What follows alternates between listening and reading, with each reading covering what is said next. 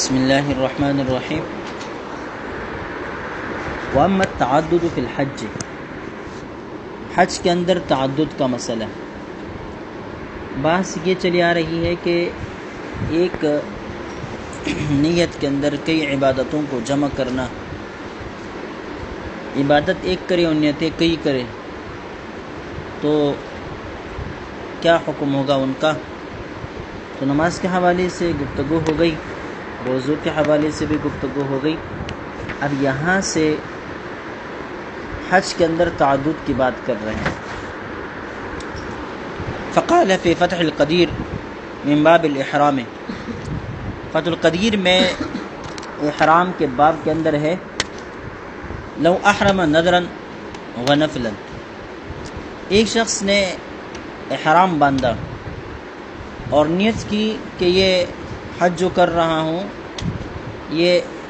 نفل کا اور نظر دونوں کا ہے۔ کان نفلا، تو یہ جو حج ہوگا یہ نفل ہی سے ہوگا، او فرضا او تطوعا، یا اس طرح احرام باندھا اور نیت کی کہ میں نفل حج کر رہا ہوں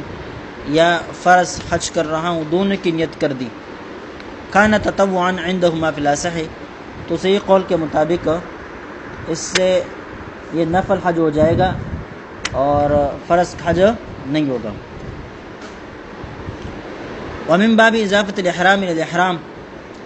اسی طرح ایک احرام کی اضافت دوسرے احرام کی طرف کرنے کی صورت میں، لو احرم بحجتین معا، دیکھیں اوپر جو بات ہوئی نا کہ نظر اور نفل کی نیت کی اور ایک ہی احرام باندھا، تو اب اس صورت میں کہتے ہیں کہ نفل ہو جائے گا۔ اس کی وجہ یہ ہے کہ نظر کی ادائیگی کے لیے باقاعدہ طور پر نظر کی نیت لازمی ہے۔ یہاں دو کی نیت کی ہے، دونوں کی نیت کی، نظر کی بھی اور نفل کی بھی، لہٰذا دونوں میں تعارض آ گیا، اور یا تعارضہ تساقط و اصول کے مطابق دونوں نیتیں ساقط ہو گئی، تو اصل نیت باقی رہ گئی، اور اصل نیت کیا ہے؟ نفل ہے، لہذا نفل کی ادائیگی ہو جائے گی، اور نظر حج جو نظر کا حج ہے وہ رہ جائے گا۔ فرض اور تطوعا، اس میں بھی یہی معاملہ ہے کہ فرض اور تطوع میں دونوں میں ٹکراو آ رہا ہے، تو اس صورت میں جو پہلے گزر چکا صاحبین کا مسلک ہے کہ اس صورت میں تطوع کی ادائیگی ہوگی اور فرض رہ جائے گا۔ ومن باب اضافت الاحرام الى الاحرام، ایک احرام کے اوپر دوسرے احرام باندھنے کے باب میں ہے، لو احرم بحجتین معا، دو حجوں کے لیے احرام باندھا، او علی التعاقب، اچھا دو حجوں کے لیے الگ الگ دو احرام باندھے، اس کی کئی صورتیں ہو سکتی ہیں۔ ایک صورت تو یہ ہو سکتی ہے کہ دو حجوں کے لیے احرام باندھے ایک ساتھ، ایک احرام باندھے پھر فوراً دوسرا احرام باندھے۔ دوسری صورت یہ ہے کہ حالت تعاقب، اچھا پہلی صورت یہ ہے کہ دونوں ایک ساتھ باندھے، ایک ساتھ، کوئی تعاقب اور تراخی ان میں نہ ہو۔ دوسری صورت یہ ہے کہ تعاقب ہو، پہلے ایک احرام باندھ لے پھر دوسرے حج کی نیت سے دوسرے احرام باندھ لے۔ تیسری صورت یہ ہے کہ علی التراخی دو احرام باندھ لے، ایک احرام باندھ لیا پھر کچھ اعمال بھی کر دیے حج وغیرہ کے، پھر اس کے بعد جو ہے دوسرا احرام باندھ لیا، تو اس کو علی التراخی دوسرا احرام باندھا ہے تراخی کے ساتھ۔ اب یہاں ان کے احکام کو ذکر کر رہے ہیں، فرما رہے ہیں ولو احرم بحجتین معا، دو حجوں کے احرام باندھا ایک ساتھ، تعاقب بھی نہیں اور تراخی بھی نہیں، دونوں ایک ہی ساتھ، او علی التعاقب، یا تعاقب کے ساتھ کہ ایک باندھا اور اس کے بعد پھر دوسرا باندھا، لزمہ عند ابی حنیفہ و ابی یوسف، تو امام ابو حنیفہ و امام ابو یوسف رحمہ اللہ کے نزدیک یہ دونوں اس کے اوپر لازم ہو جائیں گے، یہ دونوں اس کے اوپر کیا ہوں گے؟ لازم ہو جائیں گے۔ وعند محمد فی المعیہ یلزمہ احداہما، امام محمد رحمہ اللہ کے نزدیک جو معیت کی صورت ہے کہ دو احرام ایک ساتھ باندھے ہیں، اس صورت میں ان دونوں میں سے کوئی ایک لازم ہوگا اور دوسرا ختم۔ وفی التعاقب الاولی فقط، تعاقب کی صورت میں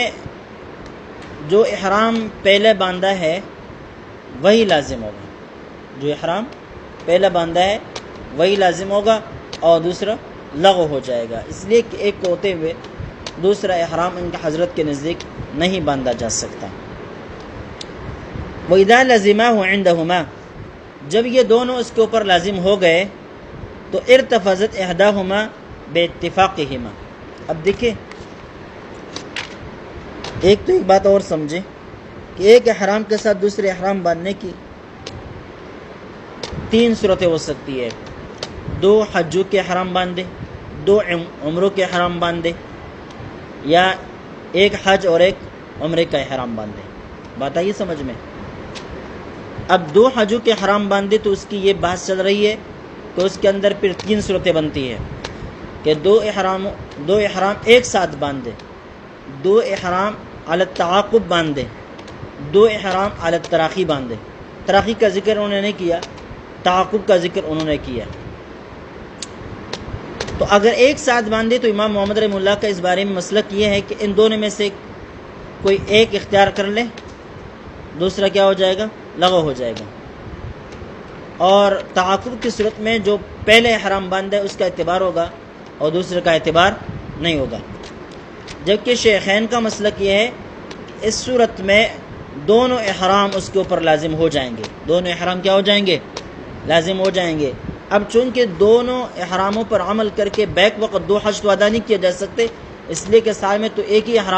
ہی حج ادا ہو سکتا ہے۔ اب اس نے دو حجوں کے احرام باندھے، دو حج اپنے اوپر لازم کیے گویا، تو اب لازمی ہے کہ دونوں میں سے کسی ایک کا رفض ہو جائے، ان کو چھوڑ دیا جائے۔ رفض یفض کا مطلب ہوتا ہے ترک کر دینا، چھوڑ دینا۔ اصطلاح میں کسی عبادت کو شروع کر کے درمیان میں چھوڑ دینے کو رفض کہتے ہیں۔ کیا کہتے ہیں؟ رفض کہتے ہیں، یعنی اس کو کل معدوم بنا دیتے ہیں، ختم۔ ٹھیک ہے، اب یہاں ایک کو تو رفض کرنا ہے، ایک کو تو چھوڑ دینا ہے، اور ایک کو باقی رکھنا ہے۔ لیکن ایک کا رفض کب ہوگا کب نہیں ہوگا، اس بارے میں پھر شیخین کا اختلاف ہے، یعنی دونوں کا اس بات پر اتفاق ہے کہ ایک کا رفض ہوگا اور ایک کو برقرار رکھا جائے گا، اور جس کا رفض کر دیا اس کے آئندہ پھر قضا ہوگا۔ اگر حج کا احرام تھا تو پھر اس صورت میں آئندہ سال حج بھی لازم ہوگا، قضا ان، اور عمرہ بھی لازم ہوگا، قضا ان۔ اگر صرف عمرے کا ہو تو پھر عمرہ، اور اگر صرف حج کا ہو تو حج کی صورت میں پھر دونوں لازمات ہیں، عمرہ بھی اور حج بھی۔ بہرحال یہ کہتے ہیں ارتفضت احداہما، ان دو احراموں میں سے ایک احرام جو ہے وہ رفض ہو جائے گا باتفاقہما، اور اس کے رفض ہو جانے پر دونوں کا اتفاق ہے، شیخین کا اتفاق ہے۔ لیکن اختلافا فی وقت الرفض، البتہ رفض کے وقت میں دونوں کا اختلاف کہ کب ایک احرام باقی اور دوسرا احرام رفض ہو جائے گا، ختم ہو جائے گا، وقت کون سا ہے، کس وقت ایک کے رفض کا اعتبار ہوگا۔ فعند ابی یوسف عند سیرورتہ محرما بلا محلۃ، حضرت فرماتے امام ابو یوسف رحمہ اللہ جیسے ہی اس نے احرام باندھ لیا تو فوراً بلا مہلت کے ایک کا رفض ہو جائے گا خود بخود، ایک کا رفض خود بخود ہو جائے گا۔ ایک بات اور بھی یاد رکھنا کہ رفض خود بخود نہیں ہوتا، چھوڑنا پڑتا ہے باقاعدہ، یعنی کسی ایسے عمل کا ارتکاب کرنا پڑتا ہے جو حالت احرام کے اندر کیا ہو، محظور ہو، محظور کا ارتکاب کرنا پڑتا ہے، سمجھ گئے، اور نیت کرنی ہوتی ہے کہ میں فلاں کام جو ہے نا وہ احرام کو رفض کرتا ہوں، ختم کرتا ہوں، چھوڑ دیتا ہوں، اور پھر ساتھ ساتھ کوئی نہ کوئی محظور عمل بھی کر لے تو اب رفض ہو جائے گا۔ لیکن یہ ایک ایسا موقع ہے کہ یہاں محظور کے ارتکاب کے بغیر بھی آپ کا ایک احرام رفض ہو جاتا ہے۔ امام ابو یوسف رحمہ اللہ اس کو ذکر کرتے ہیں کہ جیسے ہی دوسرے احرام باندھ لیا تعاقب کے ساتھ یا معیت، دونوں صورتوں میں ایک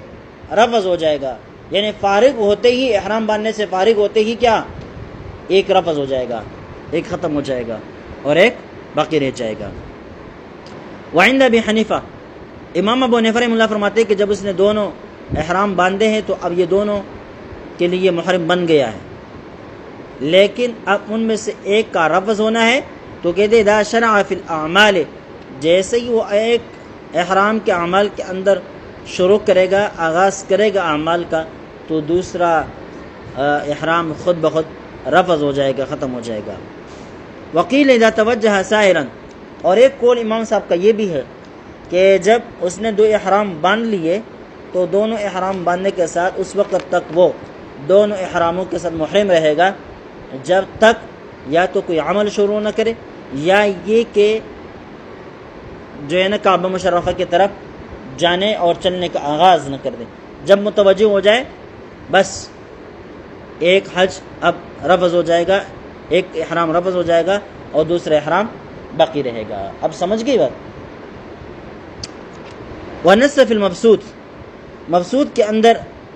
تصریح ہے علی انہ ظاہر الروایہ، کہ یہی قول ظاہر روایہ کا ہے کہ جیسے ہی وہ متوجہ ہو جائے حج کی ادائیگی کی طرف چلنے لگ جائے تو ایک احرام رفض ہو جائے گا اور دوسرا احرام باقی رہے گا۔ اب دیکھیں ان دونوں میں نتیجے کے اعتبار سے فرق کیسے ہے۔ نتیجے کے اعتبار سے فرق یہ ہے کہ دیکھیں امام ابو یوسف رحمہ اللہ فرماتے ہیں کہ جیسے اس نے دونوں احرام باندھ لیے، فارغ ہوتے ہی ایک رفض اور دوسرا باقی۔ امام صاحب فرماتے کہ نہیں، جب تک اعمال شروع نہیں کرے گا یا توجہ نہیں کرے گا، چلتے ہوئے جانے کا آغاز نہیں کرے گا، تب تک کیا ہے وہ دو احراموں کے اندر رہے گا، دونوں احراموں کے ساتھ محرم رہے گا۔ اب اگر اس حالت کے اندر یہ کوئی جنایت کرتا ہے، اس حالت کے اندر یہ کوئی جنایت کرتا ہے تو اس کے اوپر کتنی جنایتیں ہوں گی، کتنی جنایتوں کا دم لازم آئے گا؟ تو امام صاحب فرماتے ہیں چونکہ دو احرام باندھے ہوئے لہذا اس کے اوپر دو دم ہوں گے۔ اگر کوئی ایسا جنایت کر لے جس کے اوپر دم لازم آتا ہے تو دو آئیں گے۔ اگر شکار وغیرہ کر لیتا ہے تو شکار کے صورت میں قیمت لازم ہوتی ہے، یا ایک نہیں دو قیمتیں لازم ہوں گی، اس لیے کہ اس نے دونوں احراموں کی حالت میں جنایت کا اور یا شکار وغیرہ کا ارتکاب کیا ہے۔ جبکہ امام ابو یوسف رحمہ اللہ فرماتے ہیں کہ فارغ ہوتے ہی ایک احرام ختم ہو چکا تھا، وہ اس کا رفض ہو گیا تھا، لہذا یہ ایک ہی احرام کے اندر ہے، لہذا اس پر ایک جنایت کا دم یا ایک ہی شکار کی قیمت لازم ہوگی۔ سمجھ گئے یہ ان دونوں میں فرق۔ وثمرۃ الخلاف، اچھا خود یہ ذکر کر رہے ہیں، وثمرۃ الخلاف، اختلاف کا ثمرہ یہ ہے فیما اذا جنا قبل الشروع، شروع سے پہلے اگر اس نے کوئی جنایت کر دی، فعلیہ دمان للجنایہ علی احرامین، تو چونکہ اس نے دو احرام باندھے ہوئے جنایت کا ارتکاب کیا ہے اس لیے کہ اس کے اوپر دو دم لازم ہوں گے۔ ودم واحد عند ابی یوسف، امام ابو یوسف رحمہ اللہ کے نزدیک اس کے اوپر ایک دم لازم ہوگا۔ ولو جامع قبل الشروع،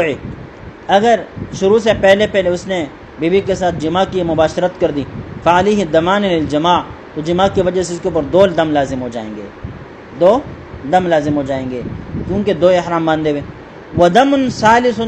لرفض، اور ایک تیسرا دم بھی لازم ہوگا وہ رفض کی وجہ سے، کیونکہ اب اس کا کیا ہو گیا، احرام خراب ہو گیا نا، تو رفض کی وجہ سے گویا کہ تین دم لازم ہو جائیں گے امام ابو حنیفہ رحمہ اللہ کے نزدیک، اور امام ابو یوسف رحمہ اللہ کے نزدیک دو دم لازم ہو جائیں گے، ایک جماع کی وجہ سے اور ایک رفض کی وجہ سے۔ فَإِنَّهُ يَرْفِضُ أَحَدَهُمَا، ان دونوں میں سے ایک کو چھوڑ دے گا، وَيَمْضِي فِي الْآخَرِ، اور دوسرے کے اندر وہ جاری رہے گا، وَيَقْضِي الَّتِي مَضَى فِيهَا، اب چونکہ اس نے جماع کر کے احرام کو تو توڑ دیا ہے، لیکن اب یہ حج کے جو اعمال ہے وہ تو برقرار رکھے گا، وہ تو کرتا رہے گا، لیکن آئندہ سال اس حج کی قضا بھی کرنا ہوگا۔ وَحَجَّةٌ وَعُمْرَةٌ مَكَانَ الَّتِي رَفَضَهَا، اور ایک حج اور ایک عمرہ اس حج کے بدلے میں کرے گا جو حج اس نے رفض کیا، ترک کر دیا تھا۔ تو ایک حج جو اس کے اوپر لازم آ رہا ہے، ایک حج جو اس کے اوپر حج لازم آ رہا ہے وہ جماع کی وجہ سے، کہ اس نے جماع کر دیا تھا، تو اس کی وجہ سے اس کا پہلے والا جو حج تھا وہ ختم ہو گیا تھا نا، اب اس کی قضا، اور دوسرا اس نے ایک احرام کا رفض کر دیا تھا نا، چھوڑ بھی دیا تھا، تو اس کا الگ طور پر حج عمرہ کے ذریعے سے قضا کرے گا۔ ولو قتل صیدن، اگر کوئی چیز شکار کر دی، شکار کیا، فعلیہ قیمتان، تو اس کے اوپر 2 قیمت لازم ہو جائیں گے۔ کیوں؟ اس لیے کہ وہ 2 احراموں میں ہے ابھی۔ او احسرا، یا اگر یہ آدمی محصور بن گیا، مطلب یہ کہ احرام باندھے 2، ابھی آغاز نہیں کیا تھا کہ اس سے پہلے اس کی گرفتاری وارنٹ جاری ہو گیا وغیرہ وغیرہ، اور اس کو حج پر جانے سے روک دیا گیا، محصور ہو گیا، تب اس صورت میں کیا ہے؟ دم حسق، 2 دم اس کے اوپر لازم ہوں گے، اس لیے کہ 2 احرام باندھے ہوئے ہیں۔ یہ ساری باتیں امام ابو حنیفہ رحمہ اللہ کے مسلک ہے کے مطابق ہے۔ وعلی ھذا الخلاف، اچھا امام ابو یوسف رحمہ اللہ کے نزدیک ان تمام صورتوں میں 1 دم لازم ہوگا، جنایت کی صورت میں بھی 1 دم لازم ہوگا، سمجھ گئے، اور سید کی صورت میں 1 قیمت لازم ہوگی، احصار کی صورت میں بھی 1 دم لازم ہوگا۔ وعلی ھذا الخلاف اذا احل بعمرتین معا او علی التعاقب بلا فصل، اس طرح یہی مسئلہ جو 2 حجوں سے متعلق ذکر ہوا کہ 2 حجوں کے احرام باندھا ہے، تعاقب کے ساتھ یا جو ہے معیت کے ساتھ یا تراخی والی صورت، تراخی کی صورت یہاں ذکر نہیں کی ہے، لیکن اس کا یہ ہے تراخی والی صورت ہے، اگر ایک حج کے کچھ اعمال ادا کر دیے، پھر اس کو چھوڑ دیا اور دوسرا احرام باندھ لیا، تو اب جو دوسرا احرام باندھا ہے اس نے وہ کب باندھا ہے؟ یوم النحر کے طلوع فجر کے بعد باندھا ہے یا پہلے؟ اگر پہلے باندھا ہے تو اس صورت میں چونکہ حج اپنی تکمیل تک نہیں پہنچا، اس لیے ایک احرام کا رفض لازم ہے، ایک احرام کا رفض لازم ہے۔ لیکن اگر بعد میں اس نے پہن لیا ہے، باندھا ہے احرام، تو ایسی صورت میں ایک حج کا کیا ہے رفض لازم نہیں ہے، وہ اس کے اوپر لازم ہو جائے گا، آئندہ سال اس کی ادائیگی کر دے، لیکن اس میں یہ کہ آئندہ پورے سال تک یہ محرم رہے گا، پورے سال تک کیا رہے گا؟ محرم رہے گا، جب تک اس کو ادا نہ کرے۔ وعلی ھذا الخلاف اذا احل بعمرتین معا، اس طرح اگر 2 عمروں کا احرام باندھ دے اکٹھے، او علی التعاقب، یا تعاقب کی بنا پر، بلا فصل، بغیر کسی فصل کے، تو اس کا بھی وہی حکم ہے جو اوپر حج کا ہے کہ ایک احرام جو ہے نا وہ رفض ہو جائے گا اور دوسرے احرام کے اندر وہ باقی رہے گا، سمجھ گئے؟ اور جس عمرے کا حج، عمرے کا احرام رفض ہو گیا تو اب اس عمرے کی پھر قضا کرنی ہوگی، ٹھیک ہے؟ تراخی کی صورت میں اگر ایک عمرے کے حلق کرنے کے بعد دوسرا پہن لیا ہے تو صورت میں ظاہر ہے رفض کرنے کی کوئی ضرورت نہیں ہے، سمجھ گئے؟ دوسرا عمرہ کر دے، مسئلہ ختم۔ اور اگر حلق سے پہلے کرتا ہے تو پھر پہلا حلق نہ کرے، دوسرا جو ہے احرام، دوسرا جو ہے نا عمرہ کر کے پھر ایک ساتھ دونوں کا حلق کر دے، لیکن چونکہ ایک کے حلق کے اندر تاخیر ہے، تاخیر لازم آئے گا، تو اس صورت میں اس کے اوپر کیا ہے؟ تاوان ہے، ٹھیک ہے؟ یہ بات بھی ختم۔ واما اذا نوى عبادة ثم نوى في اثنائها الانتقال عنها الى غيرها، یہ مسئلہ پہلے گزر بھی چکا ہے، دوبارہ یہاں پر ذکر کر رہے ہیں کہ جب ایک عبادت کی نیت کر دی، پھر اس عبادت کے درمیان میں دوسری عبادت کی طرف وہ منتقل ہونا چاہے، تو اب اچھا یہ انتقال صرف نمازی میں ہو سکتا ہے، دوسرے اعمال میں نہیں ہو سکتا۔ کہتے ہیں فَإِن كَبَّرَ نَاوِيًا لِلْانتِقَالِ عَنْهَا إِلَى غَيْرِهَا، اگر باقاعدہ تکبیر کر کے ایک کو چھوڑ کر دوسری نماز کی طرف وہ منتقل ہو رہا ہے، صار خارجا عن الاولى، تو اب پہلی والی عبادت سے خارج ہو جائے گا، دوسری عبادت کے اندر داخل ہو جائے گا، اس لیے کہ باقاعدہ اس نے تکبیر کہہ کر پہلے والے کو کیا کر دیا ہے؟ چھوڑ دیا ہے، دوسرے کا آغاز کر دیا ہے، اس لیے اس صورت میں پہلے والا ختم، اب دوسرا شروع ہو جائے گا۔ وَإِن نَوَى وَلَمْ يُكَبِّرْ، اگر نیت کی لیکن تکبیر نہیں کہی ابھی تک، کوئی تکبیر نہیں کہی، تو صرف نیت کی وجہ سے ایک عبادت سے دوسری عبادت کی طرف انتقال لازم نہیں آئے گا۔ لا یکون خارجن، تو پہلی والی عبادت سے وہ خارج بھی نہیں ہوگا اور دوسری عبادت کے اندر وہ داخل بھی نہیں ہوگا۔ کما اذا نوى تجدید الاولی وکبر، یہ ایسا ہے جیسے کہ پہلے والے کی تجدید کی نیت کرے اور باقاعدہ اس کے لیے تکبیر کرے، تو اب اس صورت میں جو پہلی عبادت ہے اس کے اندر بھی جاری رہے گا، سمجھ گئے؟ لیکن اگر اس کے لیے باقاعدہ کوئی عمل کرتا ہے، نیت کو زبان سے ادا کرتا ہے، تو پھر پہلے والی جو عبادت ہے وہ ٹوٹ جائے گی، دوسری عبادت کا آغاز ہو جائے گا، اگرچہ اس نے تجدید کی نیت کی کچھ بھی کی ہے لیکن پہلے والا برقرار نہیں رہے گی، کیونکہ زبان سے ایسی باتوں کا ذکر کرنا جو نماز کا حصہ نہیں ہے، جیسے کہ نیت زبان سے بولنا، تو اس سے کیا ہے نماز ٹوٹ جاتی ہے۔ تو جب اس نے نیت کر دی زبان سے، تو اگرچہ وہ تجدید کی نیت کر رہا ہے لیکن وہ پہلے والی عبادت ٹوٹ جائے گی، اب دوسری عبادت کے اندر وہ داخل ہو جائے گا۔ روزے میں، حج میں وغیرہ صورتوں میں ایک عبادت سے دوسری عبادت کی طرح انتقال متحقق نہیں ہوتا، البتہ اتنا ہے کہ اگر کوئی شخص سحری کے وقت فرض روزی کی نیت کرتا ہے، ابھی طلوع فجر نہیں ہوا کہ وہ اس نیت کے اندر تبدیلی کرتا ہے، تو اس کا اعتبار ہے، کیونکہ ابھی روزے کا آغاز ہوا ہی نہیں، روزے کا آغاز ہوا ہی نہیں ہے،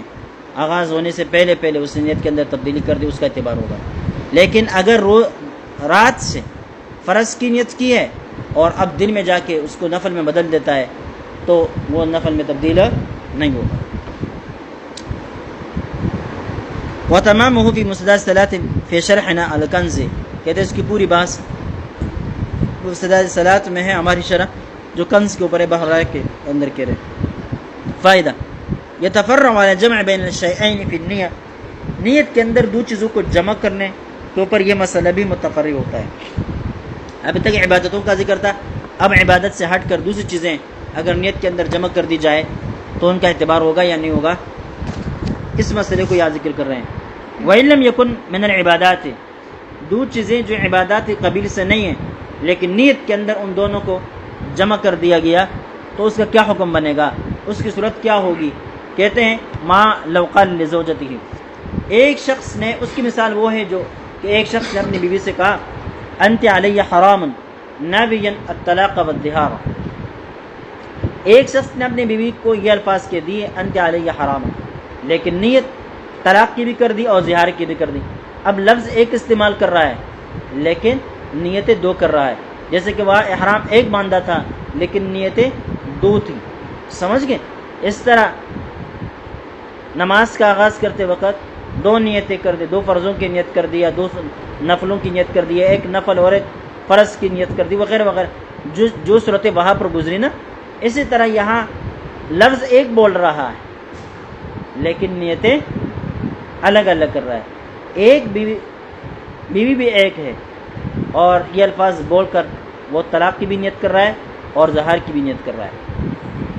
او قال لزوجتیہ، یہی شخص کی دو بیویاں ہیں اور ان دونوں سے کہتا ہے انتما علی حرام، کہ تم دونوں مجھ پر حرام ہو،